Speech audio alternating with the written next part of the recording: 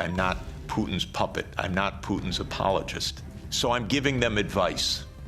Do not stand there, Estonia, and say, we want to break up Russia. Are you kidding? Don't. This is not how to survive in this world. You survive with mutual respect. Actually, you don't outlaw the Russian language. Not a good idea when 25% of your population has a first language of Russian. I wouldn't do that if I were you. Hand over all security to the United States. I wouldn't do it. I would have your own security framework, so you can have your own foreign policy framework as well. Europe stands for lots of things that the United States does not stand for. This is indeed a complicated and fast-changing time and a very dangerous one. So we really need clarity of thought. I'm especially interested in our conversation, so I'll try to be as succinct and clear as I can be. I've watched the events very close up in Eastern Europe, the former Soviet Union, Russia, very closely for the last 36 years. I was an advisor to the Polish government in 1989, to President Gorbachev in 1990 and 91, to President Yeltsin in 1991 to 1993, to President Kuchma of Ukraine in 1993-94. I helped introduce the Estonian currency. I helped several countries in former Yugoslavia, especially Slovenia. I've watched the events very close up for 36 years. After the Maidan, I was asked by the new government to come to Kiev, and I was taken around the Maidan, and I learned a lot of things firsthand. I've been in touch with Russian leaders for more than 30 years. I know the American political leadership close up. Our previous Secretary of Treasury was my macroeconomics teacher 51 years ago, or just to give you an idea. So we were very close friends for a half century. I know all of these people. I just want to say this because what I want to explain in my point of view is not secondhand. It's not ideology. It's what I've seen with my own eyes and experienced during this period. In my understanding of the events that have befallen Europe in many contexts, and I'll include not only the Ukraine crisis, but Serbia, 1999, the wars in the Middle East, including Iraq, Syria, the wars in Africa, including Sudan, Somalia, Libya. These are to a very significant extent that would surprise you, perhaps, and would be denounced about what I'm about to say. These are wars that the United States led and caused. And this has been true for more than 40 years now. What happened, more than 30 years, I should say, to be more precise. The United States came to the view, especially in 1990, 91, and then with the end of the Soviet Union, that the U.S. now ran the world, and that the U.S. did not have to heed anybody's views, red lines, concerns, security viewpoints, or any international obligations, or any UN framework. I'm sorry to put it so plainly, but I do want you to understand. I tried very hard in 1991 to get help for Gorbachev, who I think was the greatest statesman of our modern time.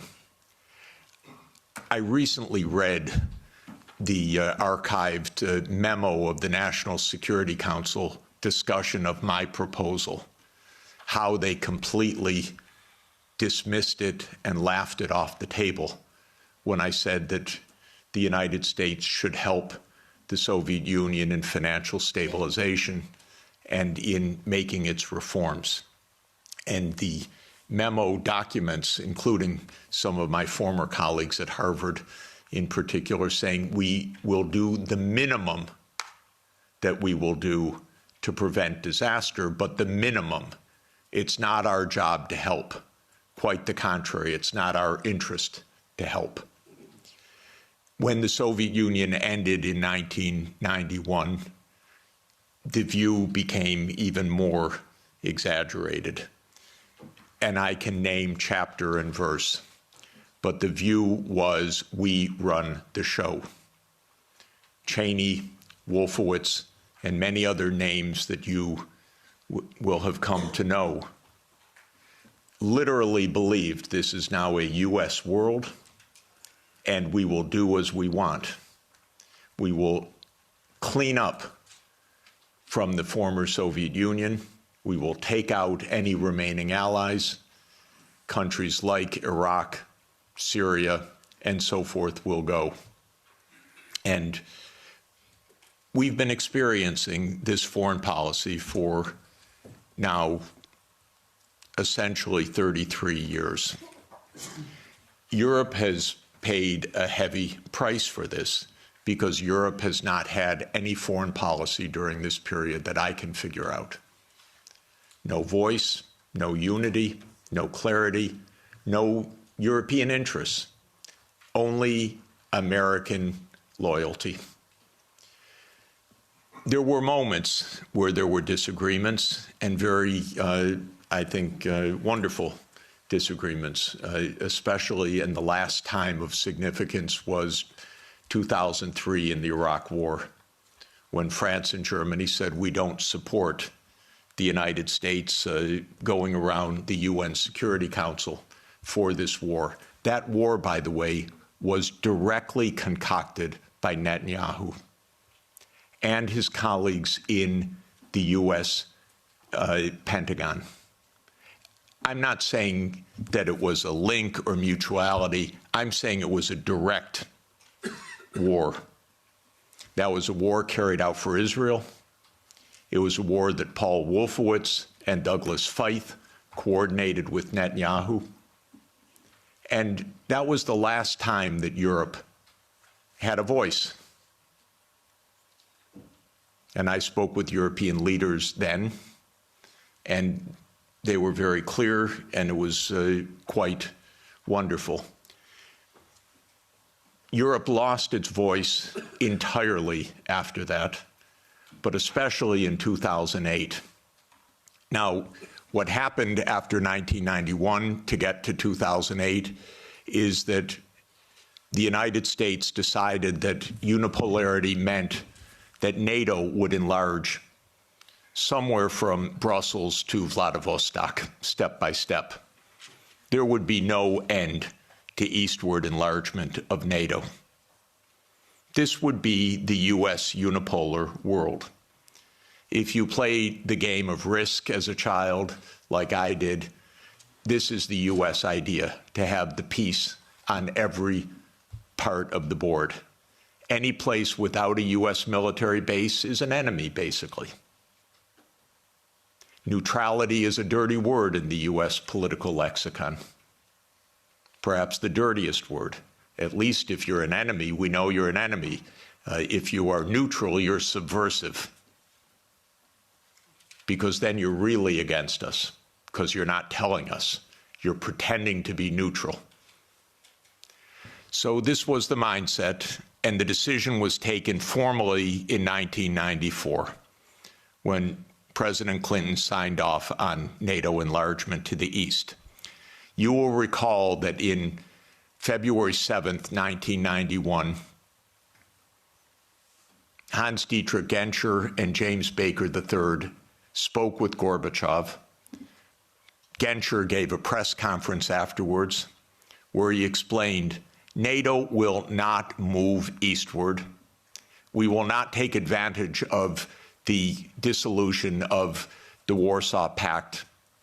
And understand that was in a juridical context, not a casual context. This was the end of World War II being negotiated for German reunification. And an agreement was made that NATO will not move 1 inch eastward. And it was explicit, and it is in countless documents. And just look up National Security Archive of George Washington University, and you can get dozens of documents. It's a website called What Gorbachev Heard About NATO. Take a look, because everything you're told by the US is a lie about this. But the archives are perfectly clear. So the decision was taken in 1994 to expand NATO all the way to Ukraine. This is a project. This is not one administration or another. This is a US government project that started more than 30 years ago.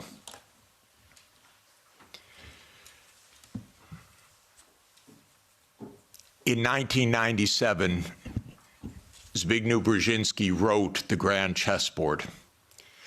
That is not just musings of Mr. Brzezinski. That is the presentation of the decisions of the United States government explained to the public, which is how these books work.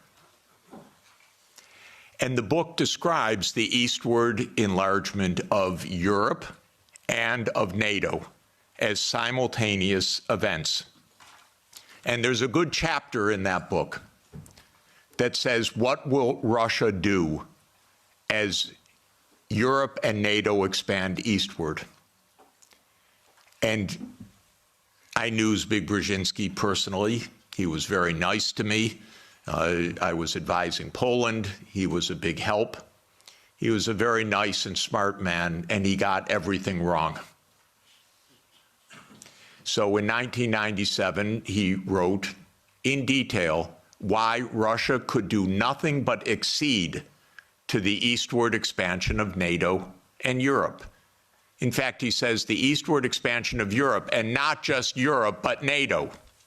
This was a plan, a project. And he explains how Russia will never align with China. Unthinkable. Russia will never align with Iran.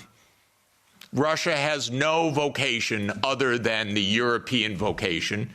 So as Europe moves east, there's nothing Russia can do about it. So says yet another American strategist. Is it any question why we're in war all the time? Because one thing about America is we always know what our counterparts are going to do, and we always get it wrong.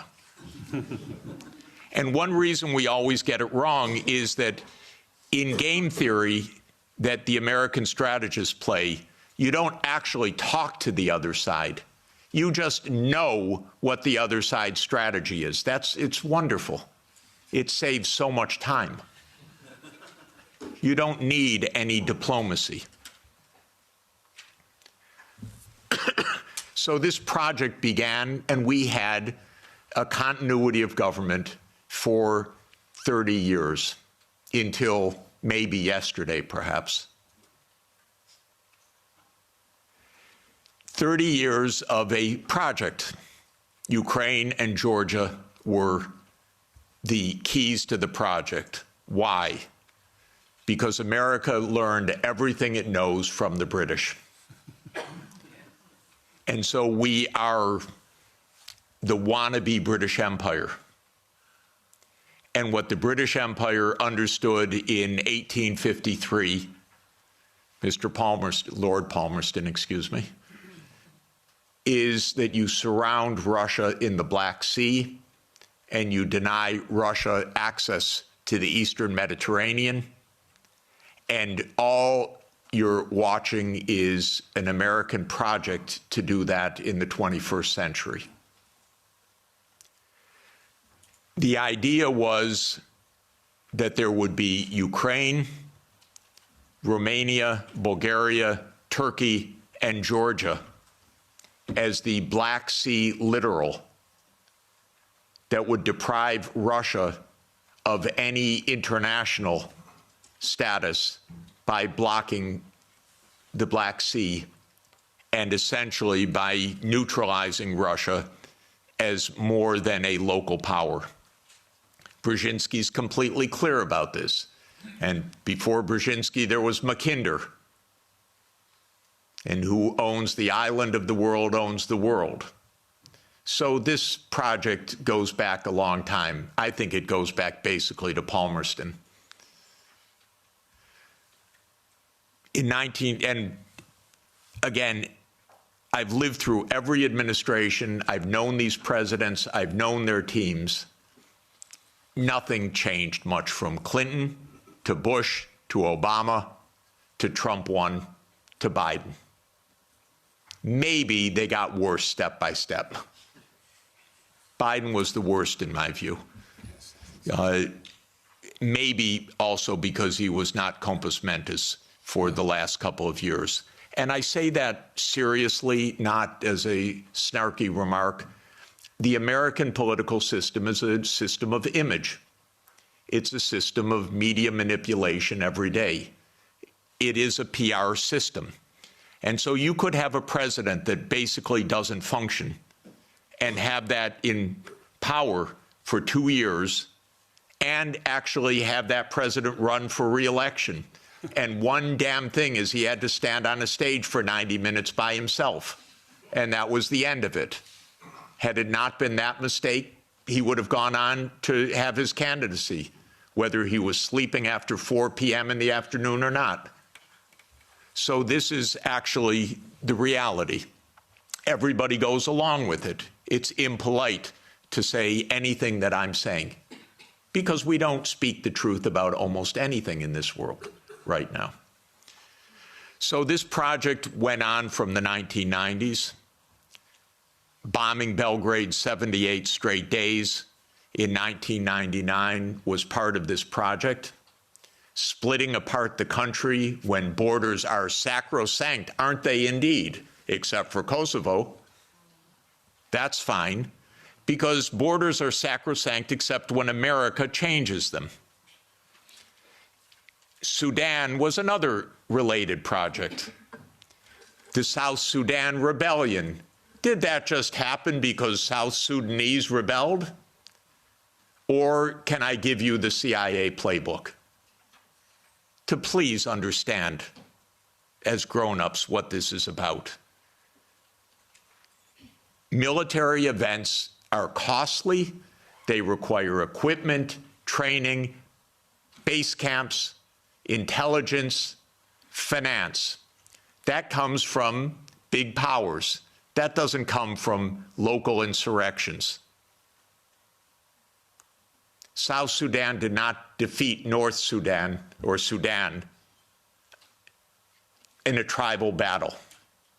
It was a U.S. project. I would go often to Nairobi and meet U.S. military or senators or others with deep interests in Sudan's politics.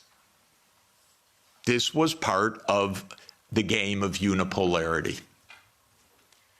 So the NATO enlargement, as you know, started in 1999 with Hungary, Poland, and the Czech Republic. And Russia was extremely unhappy about it. But these were countries still far from the border. And Russia protested, but of course to no avail. Then George Bush Jr. came in. When 9/11 occurred, President Putin pledged all support. And then the U.S. Decided in September 20th, 2001, that it would launch 7 wars in 5 years. And you can listen to General Wesley Clark online talk about that. He was NATO's Supreme Commander in 1999. He went to the Pentagon on September 20th, 2001. He was handed the paper explaining 7 wars. These, by the way, were Netanyahu's wars. The idea was partly to clean up old Soviet allies and partly to take out supporters of Hamas and Hezbollah. Because Netanyahu's idea was there will be one state, thank you, only one state. It will be Israel. Israel will control all of the territory. And anyone that objects, we will overthrow. Not we exactly, our friend, the United States. That's U.S. policy until this morning. We don't know whether it will change. Now, the only wrinkle is that maybe the U.S. will own Gaza instead of Israel owning Gaza. But the idea has been around at least for 25 years. It actually goes back to a document called Clean Break that Netanyahu and his American political team put together in 1996 to end the idea of the two-state solution. You can also find it online. So these are projects. These are long-term events. These aren't, is it Clinton? Is it Bush? Is it Obama? That's the boring way to look at American politics, as the day-to-day game. But that's not what American politics is. So the next round of NATO enlargement came in 2004 with 7 more countries. The 3 Baltic states, Romania, Bulgaria, Slovenia, and Slovakia. At this point, Russia was pretty damn upset. This was a complete violation of the post-war order agreed with German reunification. Essentially, it was a fundamental trick or defection of the U.S. from a cooperative arrangement, is what it amounted to, because they believe in unipolarity. So as everybody recalls, because we just had the Munich Security Conference last week in 2007, President Putin said, stop, enough, enough, stop now. And of course, what that meant was in 2008, the United States jammed down Europe's throat enlargement of NATO to Ukraine and to Georgia. This is a long-term project. I listened to Mr. Saakashvili in New York in May of 2008, and I walked out, called Sonia, and said, this man's crazy. And a month later, a war broke out because the United States told this guy, we saved Georgia. And he stands at the Council on Foreign Relations, says, Georgia's in the center of Europe. Well, it ain't, ladies and gentlemen. It's not in the center of Europe.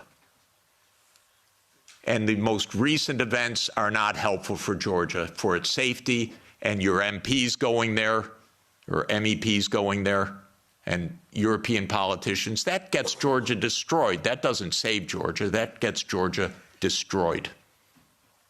Completely destroyed. In 2008, as everybody knows, our former CIA director, William Burns, sent a long message back to Condoleezza Rice. Niet means niet, about expansion. This we know from Julian Assange, because believe me, not one word is told to the American people about anything, or to you, or by any of your newspapers these days. So we have Julian Assange to thank, but we can read the memo in detail. As you know, Viktor Yanukovych was elected in 2010 on the platform of neutrality. Russia had no territorial interests or designs in Ukraine at all. I know. I was there during these years. What Russia was negotiating was a 25-year lease to 2042 for Sevastopol Naval Base. That's it. Not for Crimea, not for the Donbass, nothing like that. This idea that Putin is reconstructing the Russian Empire, this is childish propaganda. Excuse me. If anyone knows the day-to-day and year-to-year history, this is childish stuff. Childish stuff seems to work better than adult stuff. So, no designs at all. The United States decided this man must be overthrown. It's called a regime change operation. There have been about 100 of them by the United States, many in your countries, and many all over the world. That's what the CIA does for a living. Okay? Please know it. It's a very unusual kind of foreign policy. But in America, if you don't like the other side, you don't negotiate with them, you try to overthrow them. Preferably covertly. If it doesn't work covertly, you do it overtly. You always say it's not our fault, they're the aggressor, they're the other side, they're Hitler. That comes up every 2 or 3 years. Whether it's Saddam Hussein, whether it's Assad, whether it's Putin, that's very convenient. That's the only foreign policy explanation the American people are ever given anywhere. Well, we're facing Munich 1938. Well, we're facing Munich 1938. Can't talk to the other side. They're evil, implacable foes. That's the only model of foreign policy we ever hear from our mass media. And the mass media repeats it entirely because it's completely suborned by the U.S. government. Now, in 2014, the U.S. worked actively to overthrow Yanukovych. Everybody knows the phone call intercepted by my Columbia University colleague, Victoria Nuland, and the U.S. Ambassador Peter Piot. You don't get better evidence. The Russians intercepted her call and they put it on the internet. Listen to it, it's fascinating. I know all these people. By the way, by doing that, they all got promoted in the Biden administration. That's the job.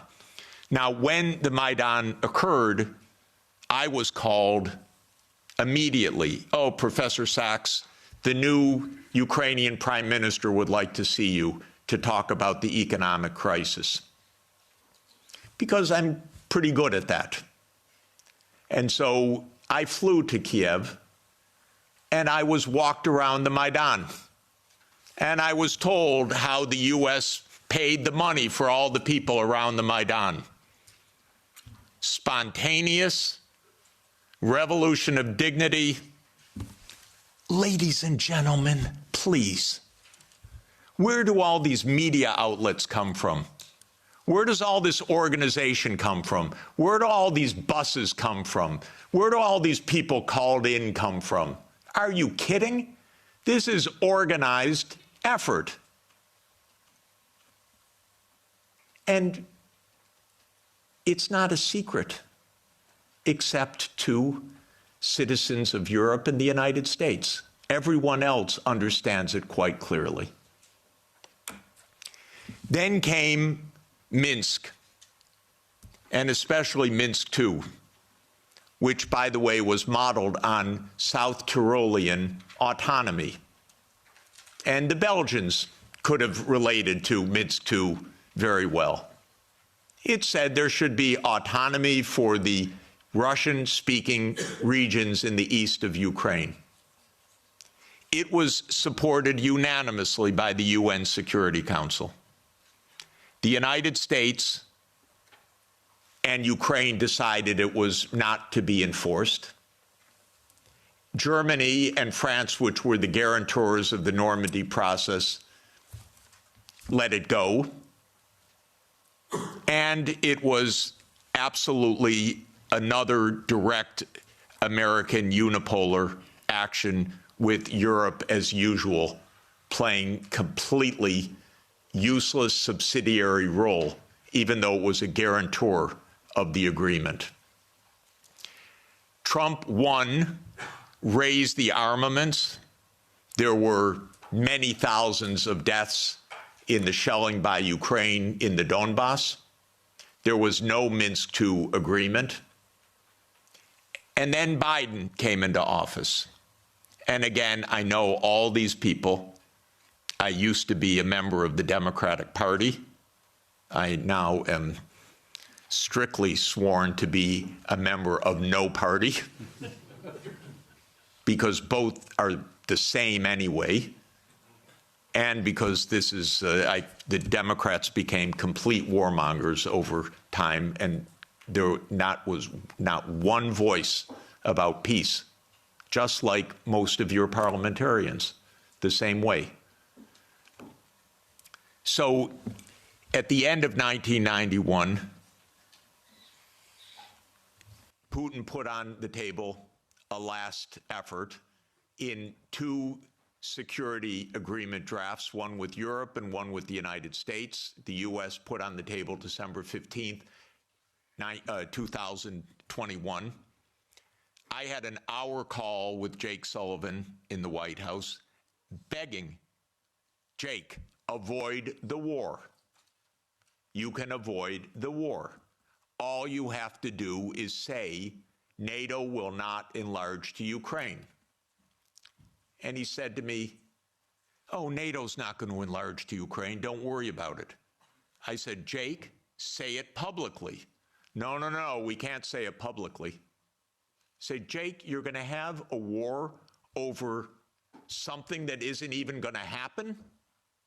He said, don't worry, Jeff, there will be no war.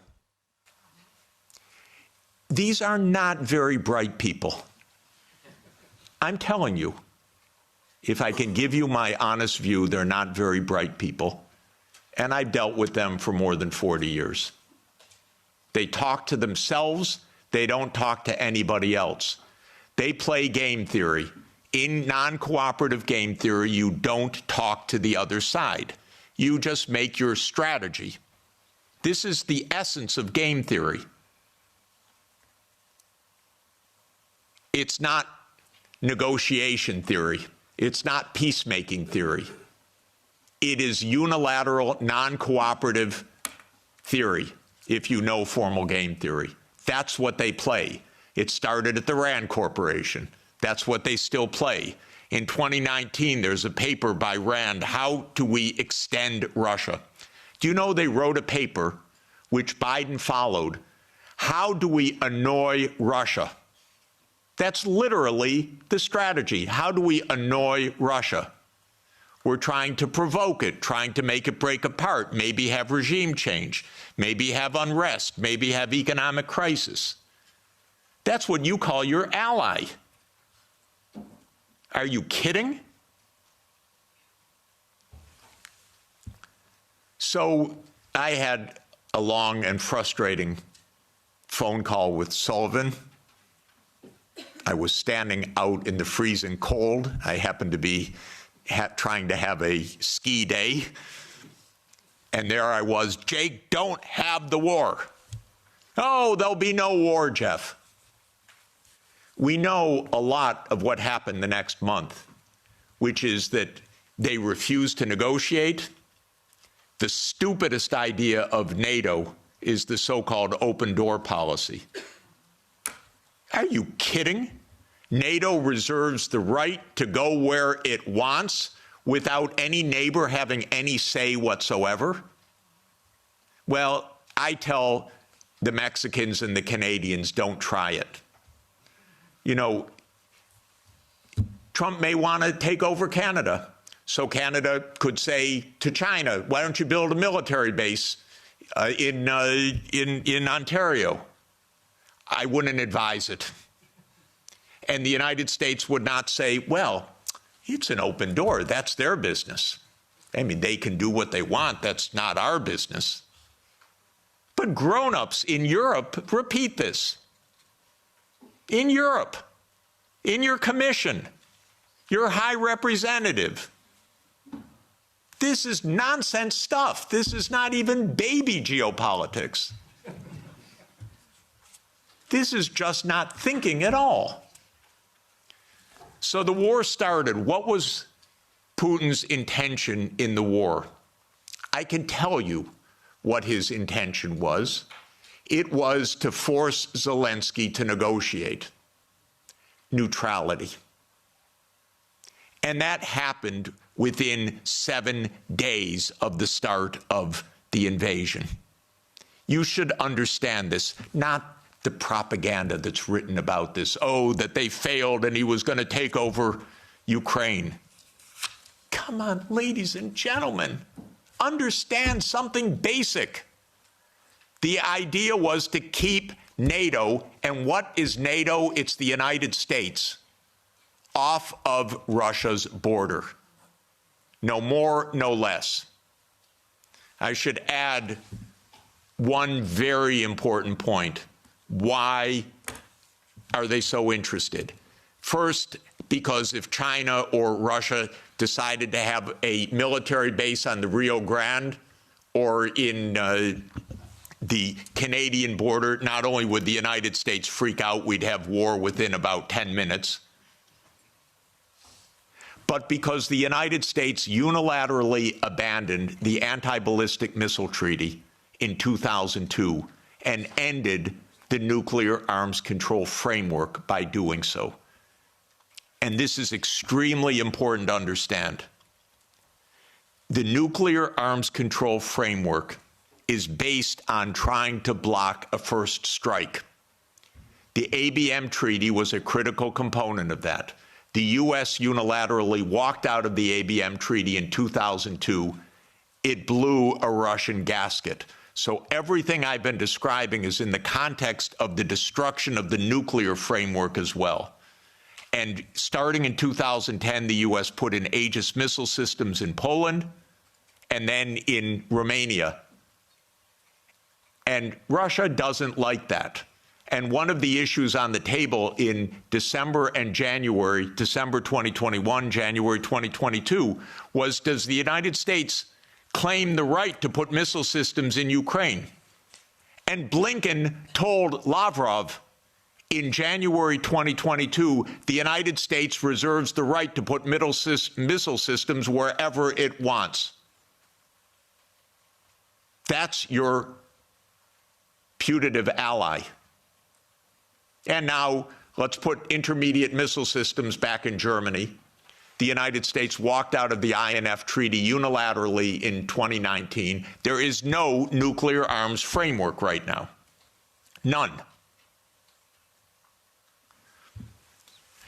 When Zelensky said in 7 days, let's negotiate, I know the details of this exquisitely because I've talked to all the parties in detail. Within a couple of weeks, there was a document exchanged that President Putin had approved, that Lavrov had presented, that was being managed by the Turkish mediators. I flew to Ankara to listen in detail to what the mediators were doing. Ukraine walked away unilaterally from a near agreement. Why? Because the United States told them to.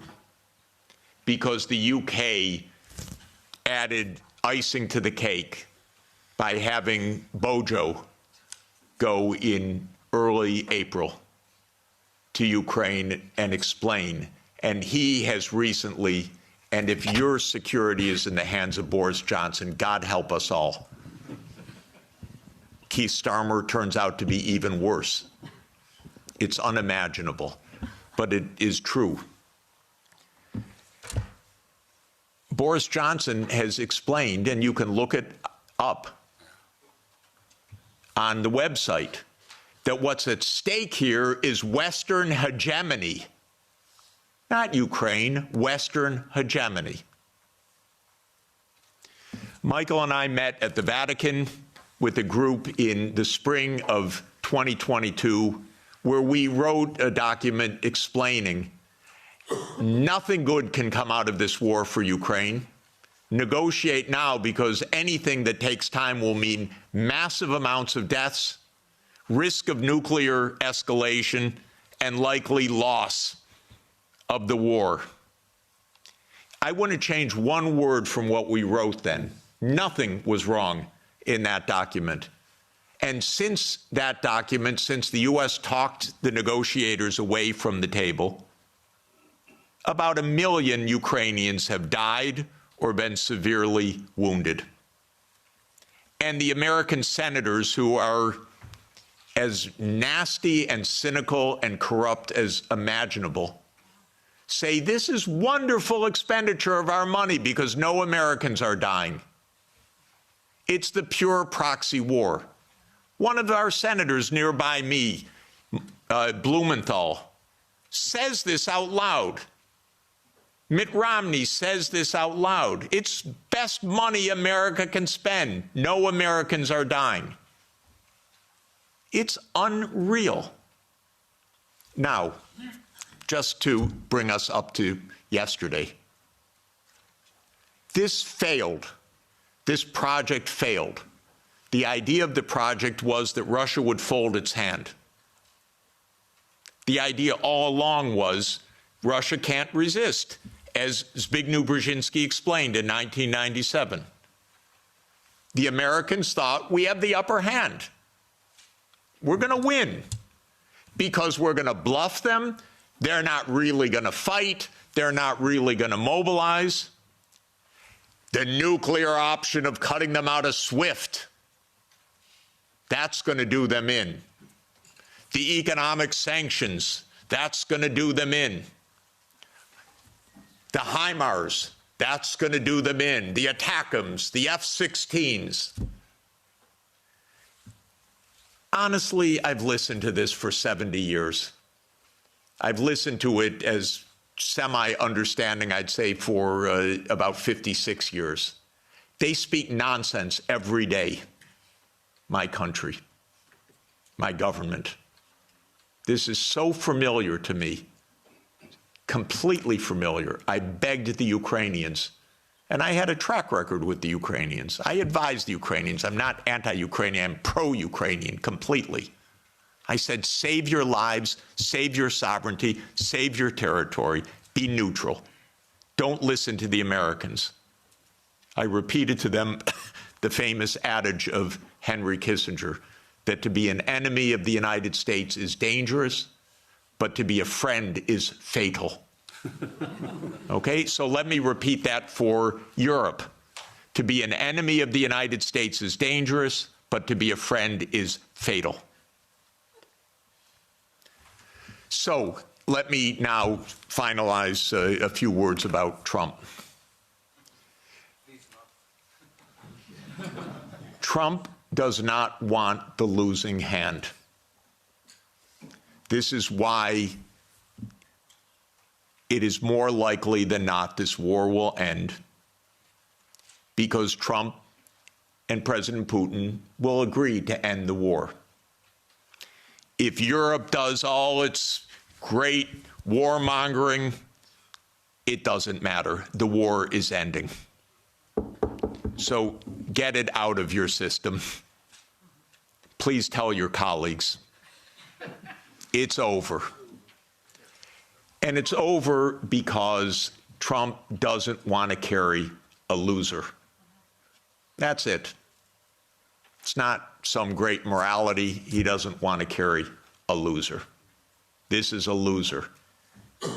The one that will be saved by the negotiations taking place right now is Ukraine. Second is Europe. Your stock market's rising in recent days by the horrible news of negotiations.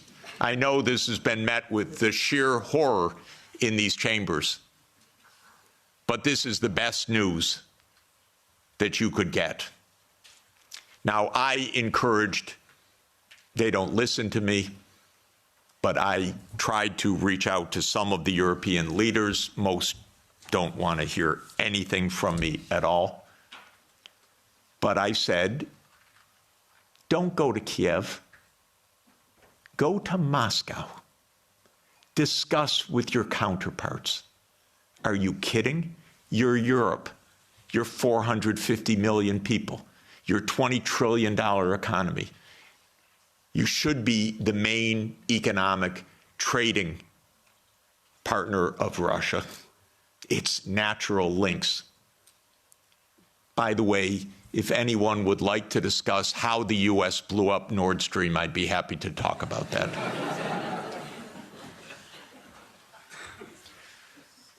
So the Trump administration is imperialist at heart.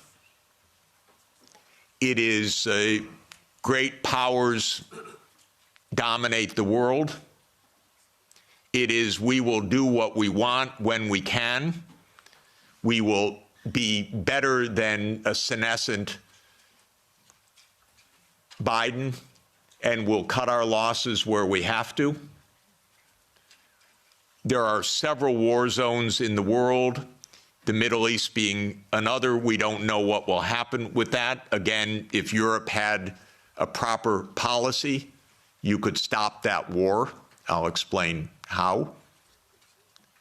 But war with China is also a possibility. So I'm not saying that we're at the new age of peace, but we are in a very different kind of politics right now, and Europe should have a foreign policy, and not just a foreign policy of Russophobia, a foreign policy that is a realistic foreign policy that understands Russia's situation, that understands Europe's situation, that understands what America is and what it stands for, that tries to avoid Europe being invaded by the United States, because it's not impossible that America will just land troops in Danish territory. I'm not joking. And I don't think they're joking. And Europe needs a foreign policy, a real one. Not a, yes, we'll bargain with Mr. Trump and meet him halfway. You know what that will be like? Give me a call afterwards. Please don't have American officials as head of Europe. Have European officials. Please. Have a European foreign policy. You're going to be living with Russia for a long time, so please negotiate with Russia. There are real security issues on the table. But the bombast and the Russophobia is not serving your security at all. It's not serving Ukraine's security at all. It contributed to 1 million casualties in Ukraine from this idiotic American adventure that you signed on to and then became the lead cheerleaders of. It solves nothing. On the Middle East, by the way, the U.S. completely handed over foreign policy to Netanyahu 30 years ago. The Israel lobby dominates American politics. Just have no doubt about it. I could explain for hours how it works. It's very dangerous. I'm hoping that Trump will not destroy his administration and worse, the Palestinian people, because of Netanyahu, who I regard as a war criminal, properly indicted by the ICC, and that needs to be told no more, that there will be a state of Palestine on the borders of the 4th of June, 1967, according to international law, as the only way for peace. It's the only way for Europe to have peace on your borders with the Middle East, is the two-state solution. There is only one obstacle to it, by the way, and that is the veto of the United States in the UN Security Council. So if you want to have some influence, tell the United States, drop the veto. You are together with 180 countries in the world. The only ones that oppose a Palestinian state are the United States, Israel, Micronesia, Nauru, Palau, Papua New Guinea, Mr. Malay, and Paraguay.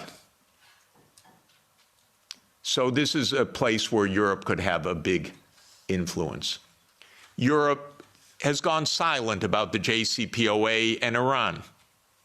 Netanyahu's greatest dream in life is a war between the United States and Iran. He's not given up, and it's not impossible that that would come also.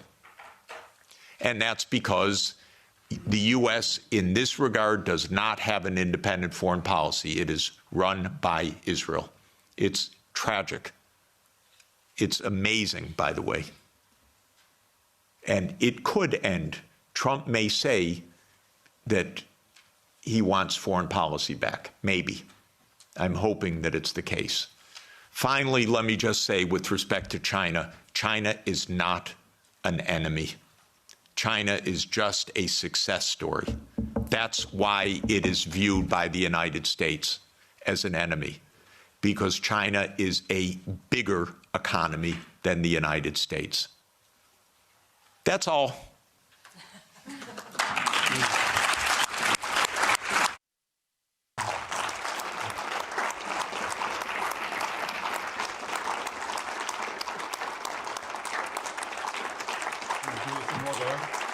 Thanks.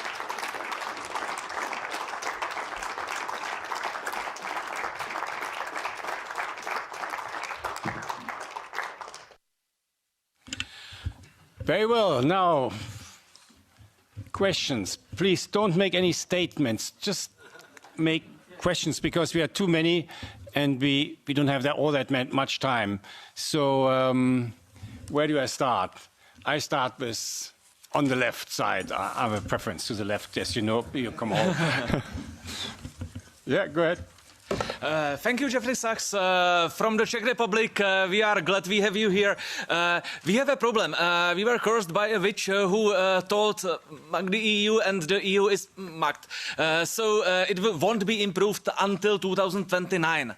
But what we, the Central Europeans, should do in the meantime, especially if the Germans don't happen to vote for Sarah Wagenknecht enough, are we supposed to create some kind of neutrality for the Central Europe, or what would you suggest us to do?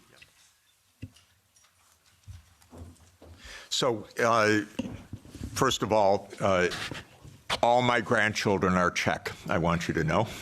And Sonia is Czech-born and Czech citizen, so we're very proud. I'm the trailing spouse in this, but I'm a Czech wannabe.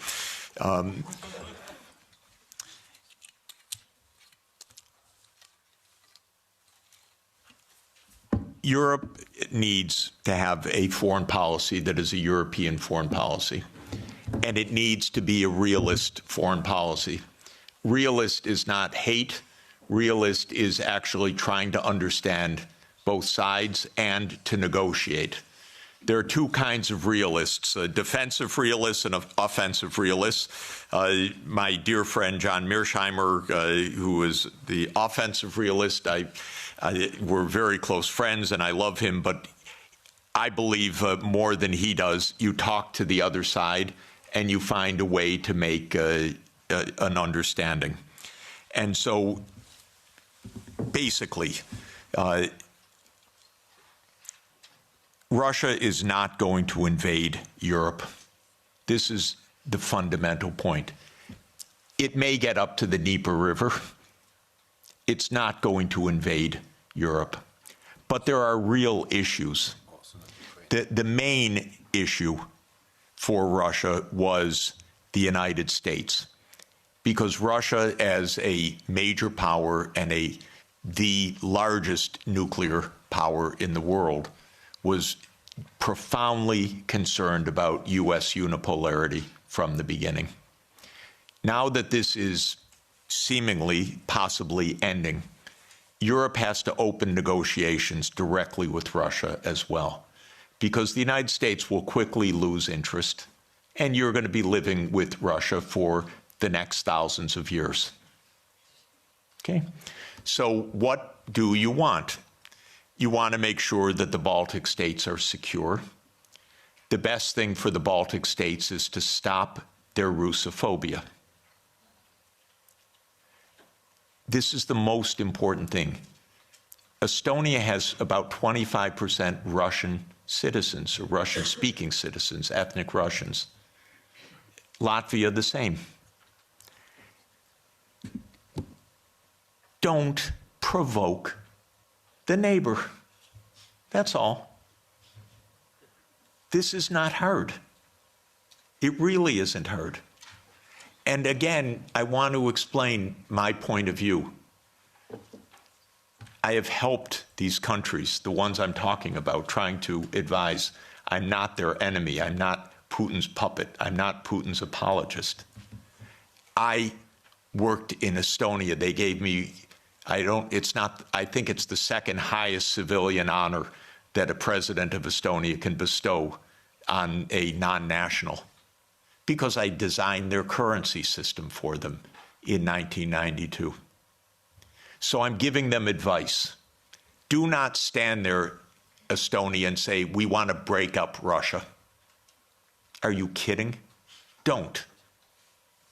This is not how to survive in this world. You survive with mutual respect, actually. You survive in negotiation. You survive in discussion. You don't outlaw the Russian language. Not a good idea when 25% of your population has a first language of Russian. It's not right, even if there weren't a giant on the border. It wouldn't be the right thing to do. You'd have it as an official language. You'd have a language of in lower school. You wouldn't antagonize the Russian Orthodox Church. So basically, we need to behave like grown-ups. And when I constantly say that they're acting like children, Sonia always says to me, that's unfair to children. Because this is worse than children. We have a 6-year-old granddaughter and a 3-year-old grandson, and they actually make up with their friends. And we don't tell them, go, just ridicule them tomorrow and every day. We say, go, give them a hug and go play. And they do. This is not hard. By the way, well, anyway, I won't belabor the point. Thank you. So, elect a new government. No, I shouldn't say that. All I should say is change policy. I don't want to have a political.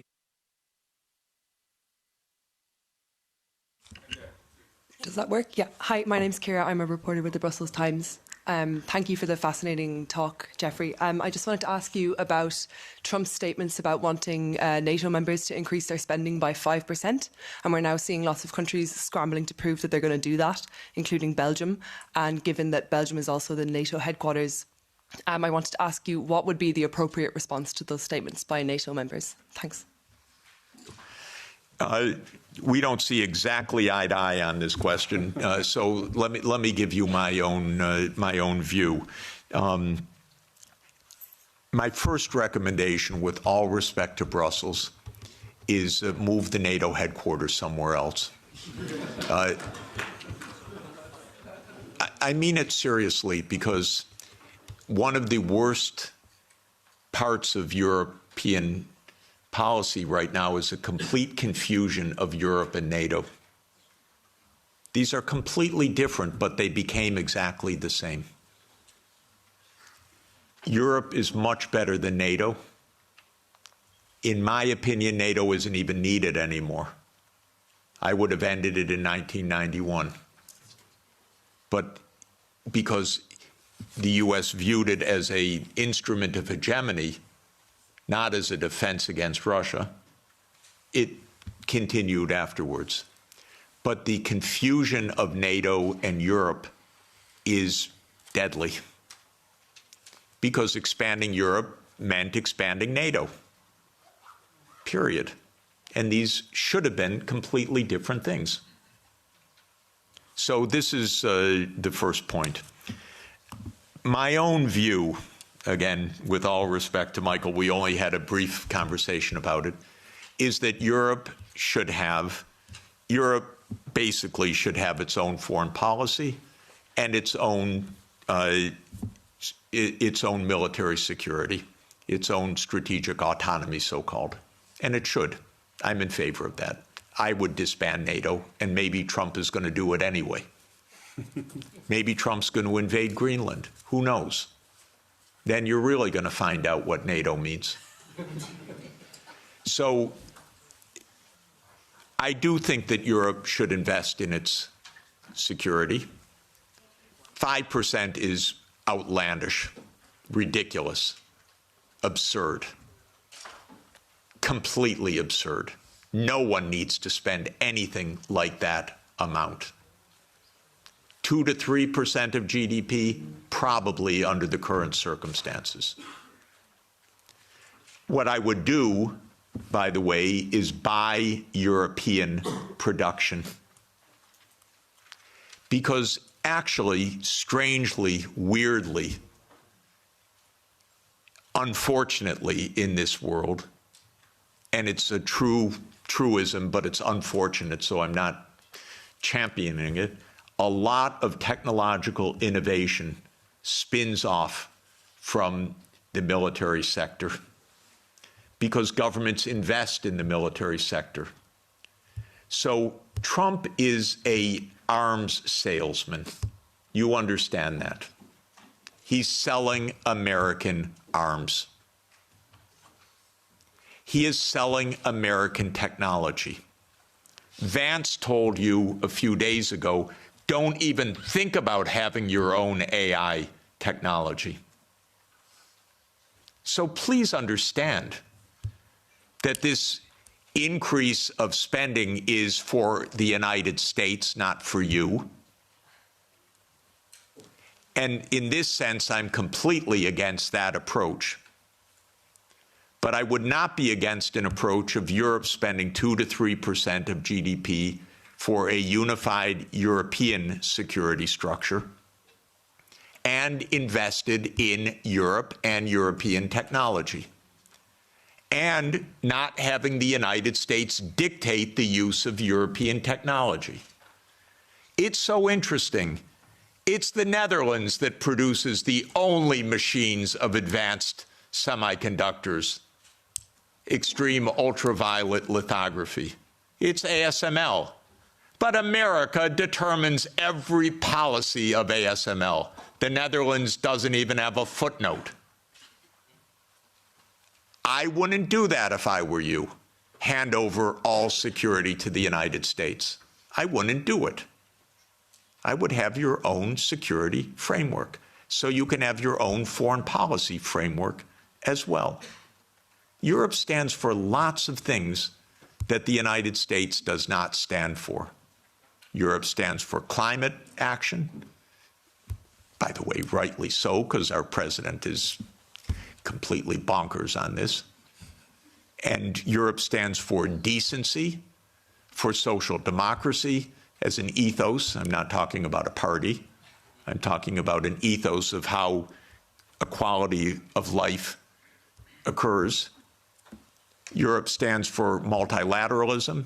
Europe stands for the UN Charter. The US stands for none of those things. You know that our Secretary of State, Marco Rubio, canceled his trip to South Africa because on the agenda was equality and sustainability. And he said, I'm not getting into that. That is an honest reflection of deep Anglo-Saxon libertarianism. Egalitarianism is not a word of the American lexicon. Sustainable development, not at all. You probably know, by the way, that of the 193 UN member states, 191 have had SDG plans presented as voluntary national reviews. 191. 2 have not. Haiti and the United States of America. The Biden administration wasn't even allowed to say sustainable development goals. The Treasury had a policy not to say sustainable development goals. Okay, I mention all of this because you need your own foreign policy. I issue a report, 2 reports each year, one, the World Happiness Report, and 18 of the top 20 countries, if I remember correctly, are European. This is the highest quality of life in the whole world. So you need your own policy to protect that quality of life. The United States ranks way down. And the other report, where's my colleague Guillaume? He's somewhere in the room. Here, there he is. Guillaume Lafortune is the lead author of our annual Sustainable Development Report. And almost all of the top 20 countries are European countries because you believe in this stuff. And that's why you're the happiest, except in geopolitics. But quality of life. So you need your own foreign policy, but you won't have it unless you have your own security. You just won't. And so, and by the way, 27 countries cannot each have their own foreign policy. This is a problem. You need a European foreign policy and a European security structure. And by the way, although Michael assures me it's dead, I was the greatest fan of OSCE and believe that OSCE is the proper framework for European security. It could really work.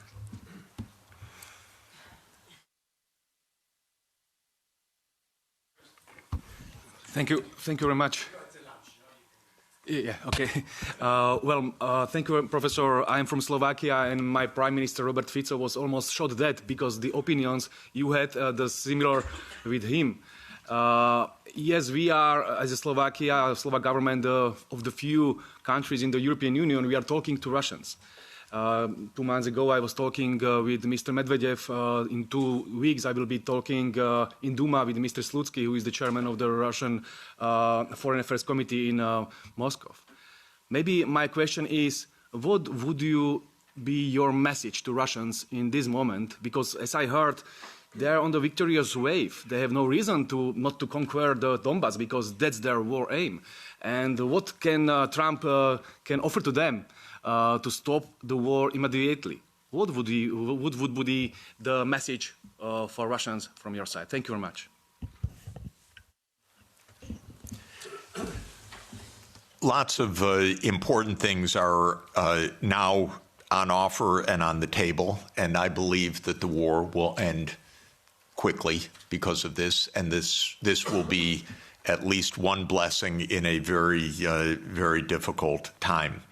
Exactly what the settlement will be, I think, is now only a question of the territorial issues, and that is whether it is the complete 4 oblasts, including all of Kherson and Zaporizhia, or whether it is on the contact line and how all of this will be negotiated.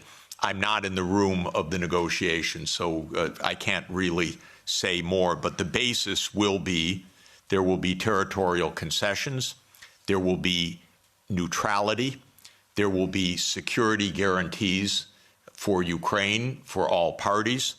There will be, at least with the U.S., an end of the economic sanctions. But what counts, of course, is Europe and Russia. I think that there are, and maybe there will be a restoration of nuclear arms negotiations, which would be extraordinarily positive. I think that there are tremendously important issues for Europe to negotiate directly with Russia. And so I would urge President Costa and the leadership of Europe to open direct discussions with President Putin, because European security is on the table. I know the Russian leaders, many of them quite well.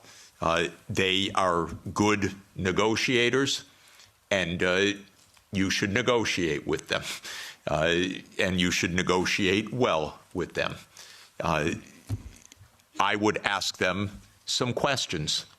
I would ask them, what are the security guarantees that can work so that this war ends permanently?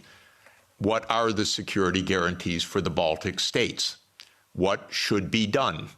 Part of the process of negotiation is actually to ask the other side about your concerns, not just to know what they know as you think is true, but actually to ask, we have a real problem, we have a real worry, what are the guarantees? Well, I want to know the answers also. By the way, I know Mr. Lavrov, Minister Lavrov, for 30 years. I regard him as a brilliant foreign minister. Talk with him, negotiate with him, get ideas, put ideas on the table, put counter ideas on the table. I don't think all of this can be settled by pure reason because of oneself. You settle wars by negotiating and understanding what are the real issues, and you don't call the other side a liar when they express their issues. You work out what the implications of that are for the mutual benefit of peace. So the most important thing is stop the yelling, stop the warmongering, and discuss with the Russian counterparts. And don't beg to be at the table with the United States. You don't need to be in the room with the United States. You're Europe. You should be in the room with Europe and Russia. If the United States wants to join, that's fine. But to beg, no. And by the way, Europe does not need to have Ukraine in the room when Europe talks with Russia. You have a lot of issues, direct issues. Don't hand over your foreign policy to anybody, not to the United States, not to Ukraine, not to Israel. Keep a European foreign policy. This is the basic idea.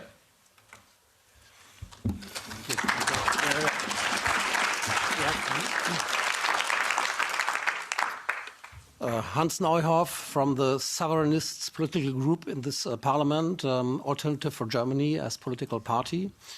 First of all, let me thank you, Mr. Sachs, for being here and sharing your ideas with us, and be assured that many of your ideas and of your colleague John Mersheimer have well been received by political groups here and have been integrated into our agenda.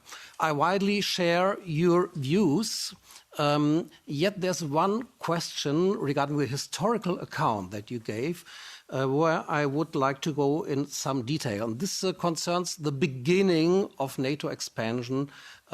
You reported from the website What Gorbachev Heard that there are many quotations from Genscher, for example, that NATO will not move 1 inch eastwards.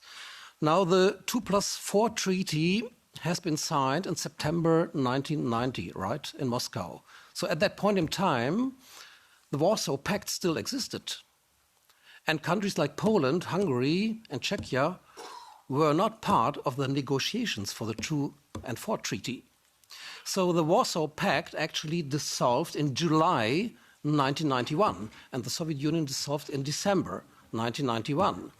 So nobody who was present in the negotiations could speak for Poland, could speak for Hungary, could speak for Slovakia, that they would not try to become member of NATO once the overall situation has changed. So the counter-argument, which we have to counter, is that it was on the will of these countries, of Poland, of Hungary, of Slovakia, that they wanted to join NATO because of the very history they had with the Soviet Union. And of course, Russia was still perceived in a way as a follower of the Soviet Union. So how do you counter that argument?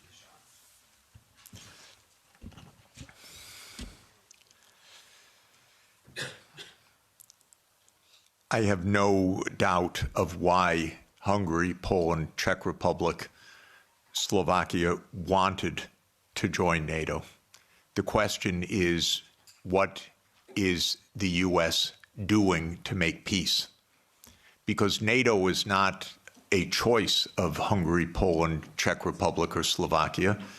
NATO is a U.S.-led military alliance. And the question is, how are we going to establish peace in a reliable way? If I were making those decisions back then, I would have ended NATO altogether in 1991. When those countries requested NATO, I would have explained to them what our Defense Secretary William Perry said, what our lead statesman George Kennan said, what our final ambassador to the Soviet Union, Jack Matlock, said. They said, well, we understand your feelings, but it's not a good idea because it could provoke a new Cold War with Russia. So that's how I would have answered it. When those countries joined in the first wave, I don't think it was that consequential, in fact, except that it was part of a bigger project. And the project was spelled out already in 1994. There's a very good book by Jonathan Haslam, Harvard University Press, called Hubris, which gives a detailed historical documentation of step-by-step what happened. And it's really worth reading. So this is now, but the point I would really make is that Ukraine and Georgia were too far. This is right up against Russia. This is in the context of the complete destabilization of the nuclear framework. This is in the context of the U.S. putting in missile systems on Russia's borders. If you listen to President Putin over the years, probably the main thing, if you listen carefully, that he's concerned about is missiles 7 minutes from Moscow, is a decapitation strike. And this is very real. The U.S. not only would freak out, but did freak out when this happened in the Western Hemisphere. So it's the Cuban Missile Crisis in reverse. And fortunately, Nikita Khrushchev did not stand up and say, open door policy of the Warsaw Pact. We can go wherever we want. Cuba's asked us, it's none of America's business. What Khrushchev said is, war, my God, we don't want war. We end this crisis. We both pull back. That's what Khrushchev and Kennedy decided in the end. So this is the real consequential. Russia even swallowed, with a lot of pain, the Baltic states, Romania, Bulgaria, Slovakia, and Slovenia. It is Ukraine and Georgia. And it's because of geography. It's because of Lord Palmerston. It's because of the First Crimean War. It's because of the missile systems that this is the essence of why there was this war.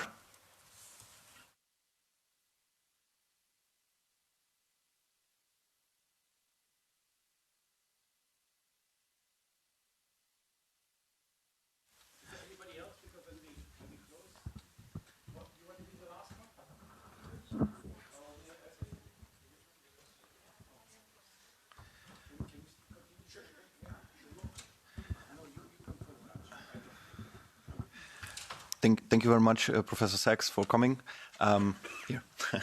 You've mentioned that the European Union needs to formulate its own foreign policy. In the past, the German-Franco alliance was a big driver for those policies. Now, with the Ukraine war, arguably that received a crack. Do you think that in the future, when the European Union is going to formulate its new foreign policy, that they're going to be again on the front seat, or should it be other countries or other blocs trying to make that change? Thank you very much. Oh, it's hard. It's hard because, of course, you don't yet have a a constitution for Europe which really underpins a European foreign policy. And it can't be by unanimity. There has to be a structure in which Europe can speak as Europe, even with some dissent, but with a European policy. I don't want to oversimplify how to get there exactly, but even with the structures you have, you could do a lot better with negotiating directly. The first rule is your diplomats should be diplomats, not secretaries of war.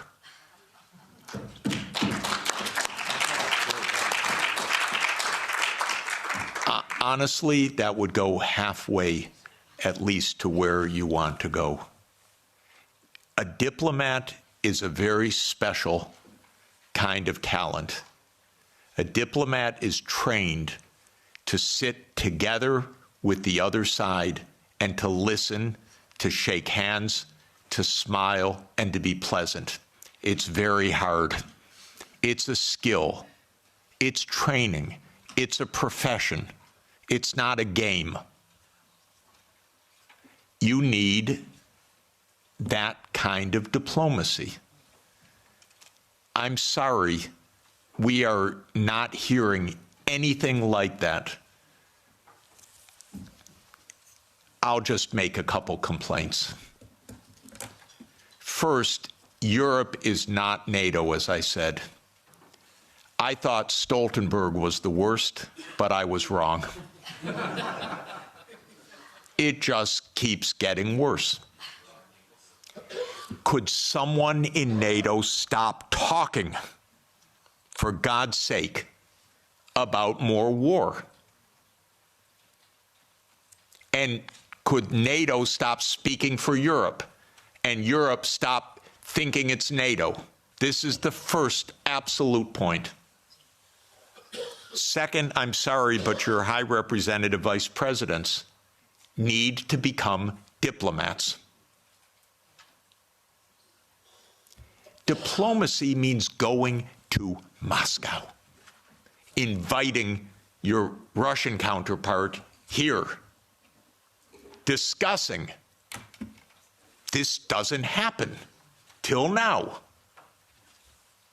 So this is really my point. Now, I believe that Europe should become more integrated and more unified in the years ahead. I'm a strong believer in subsidiarity. So we were discussing, I don't think housing policy is really Europe's main issue. I think this can be handled at the local level or at the national level. I don't see it as a European issue, but I don't see foreign policy as being a 27-country issue. I see it being as a European issue. And I see security being at a European level. So I think things need to be readjusted, but I'd like to see more Europe for truly European issues and maybe less Europe for things that are properly subsidiary to Europe at the national and the local level. And I hope that such an evolution can take place. You know, when the world talks about great powers right now, they talk about US, Russia, China, I include India, and I really want to include Europe, and I really want to include Africa as an African Union, and I want that to happen. But you'll notice on the list, Europe doesn't show up right now, and this is because there is no European foreign policy. Okay.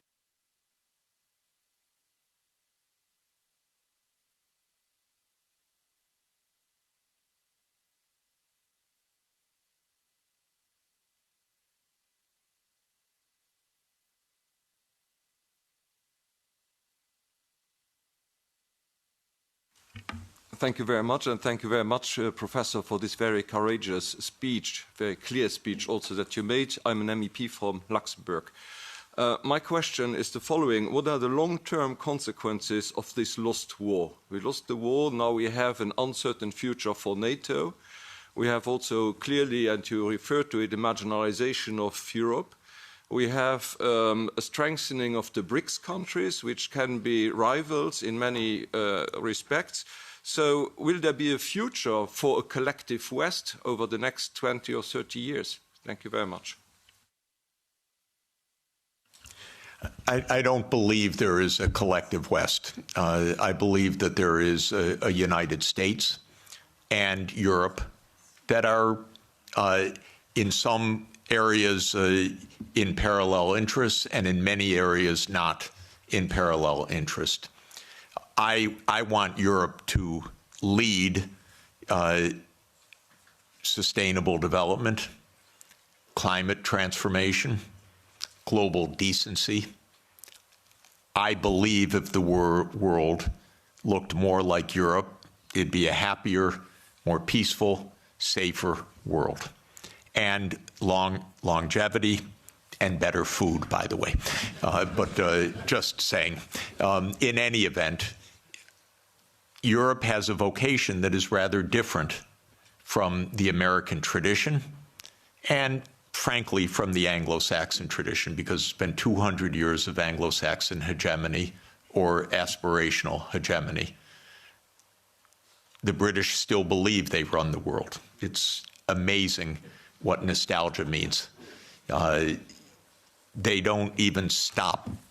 It's almost like a Monty Python skit, actually. But in any event, where was I? I'm thinking of Monty Python when the knight gets all his limbs cut off and says, "Everything's fine, I'm victorious." That's Britain, unfortunately, and so it's really terrible. So no, I don't believe in the collective West. I don't believe in the global South. I don't believe in all these geographies don't even make sense because I'm actually, I look at maps a lot and the global South is mostly in the north and the West is not even west. And so I don't even understand what this is about. I do believe that we could be in a true age of abundance if we got our heads on straight. We're in the biggest technological advance in human history. It's truly amazing what can be done right now. I marvel at the fact that somebody who knows no chemistry won the Nobel Peace Prize for chemistry because he's very good at deep neural networks, a genius, Demis Hassabis. They figured out protein folding that generations of biochemists spent their whole lives on. And now DeepMind figured out how to do it, by the thousands of proteins. We have friends that spent their entire life on one protein, brilliant friends. And now what we can do. So if actually, and same with renewable energy, as everybody knows, the price has come down by more than 2 orders of magnitude, the costs. We could transform the planet, we could protect the climate system, we could protect biodiversity, we could ensure every child gets a good education, we could do so many wonderful things right now. And so what do we need to do that? In my view, we need peace, most importantly. And my basic point is there are no deep reasons for conflict anywhere. As every conflict I study is just a mistake. It's not, we are not struggling for Lebensraum. That idea that came from Malthus and that became a Nazi idea was always a wrong idea. It was a mistake, a fundamental intellectual mistake. An intellectual mistake, by the way, because leading scientists adopted the idea that we had race wars, we had national wars, we had wars of survival because we don't have enough on the planet. As an economist, I can tell you, we have plenty on the planet for everybody's development. Plenty. We're not in a conflict with China. We're not in a conflict with Russia. If we calm down, if you ask about the long term, The long term is very good, thank you. The long term, if we don't blow ourselves up, is very good. And so this is what we should aim for, a positive shared vision under international law. Because of our technology, things operate at a regional scale now. It used to be it was villages, then it was small areas, then it was unification of countries. Now it's regional. That's not just because regions are wonderful, it's because the underlying technological realities say Europe should be an integrated area by transport, by fast rail, by digital, and so there's Europe. The politics follows the technological realities to a very important extent. We're in a world of regions now. So Europe should be Europe with subsidiarity. Don't lose all of the wonderful, wonderful national and local elements. But Europe should be Europe. So the good side is I want Europe to have diplomacy, for example, with ASEAN. I spend a lot of time with the ASEAN countries.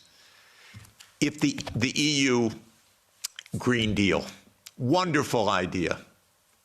I said many years ago, okay, to the ASEAN leaders, make an ASEAN Green Deal, and then talk with the Europeans so that you have this wonderful relationship, trade, investment, technology. So last year they announced an ASEAN Green Deal. What did Europe do about it? Nothing. It said, sorry, we're in the Ukraine war, thank you. No interest. So this is my point. The prospects are very positive if we construct the peace.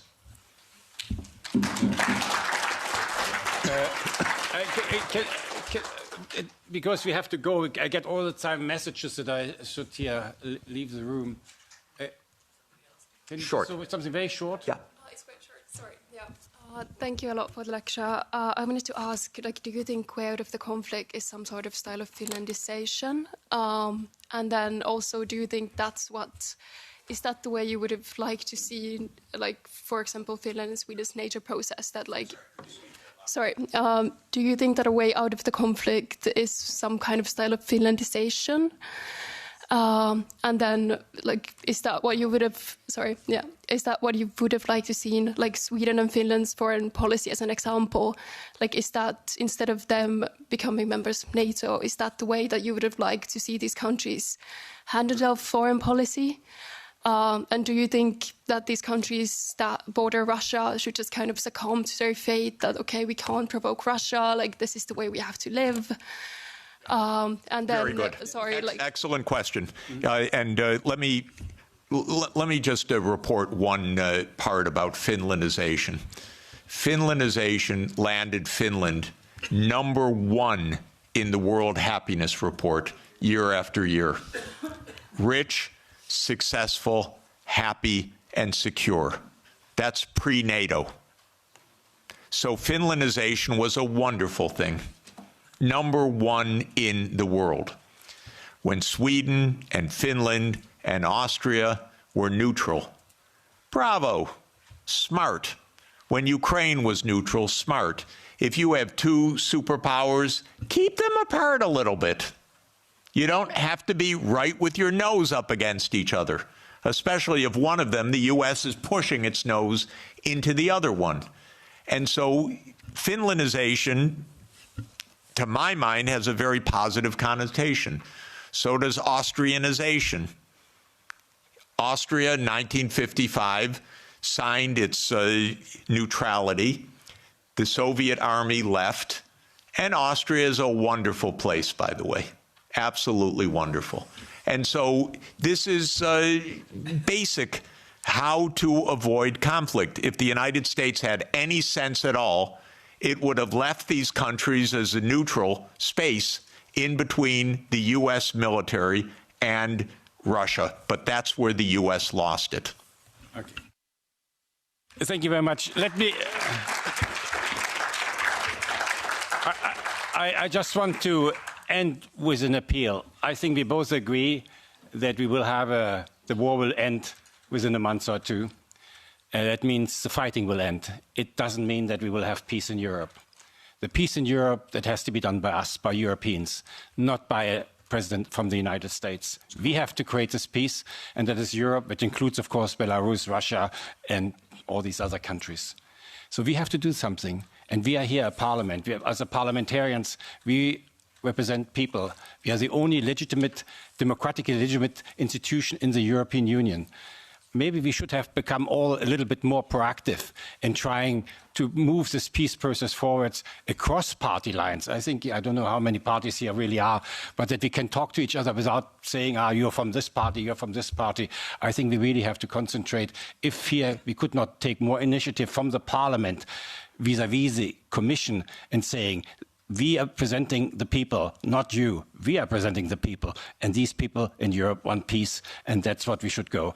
So maybe this is the beginning of it. We will make every month, I will organize with my colleagues the same thing here about different topics, which were all around it. And we hope that this one we get a discussion that is different what we have in the plenum, where we basically don't have a discussion, but that we have a discussion and also across the party, and invite also people from other political parties. We don't bite anybody. Let's discuss it. In the end, we all want the same peace for the next generation. And I have plenty of children and grandchildren, you too, and that's what we need. Okay, thank you very much, Professor Sachs.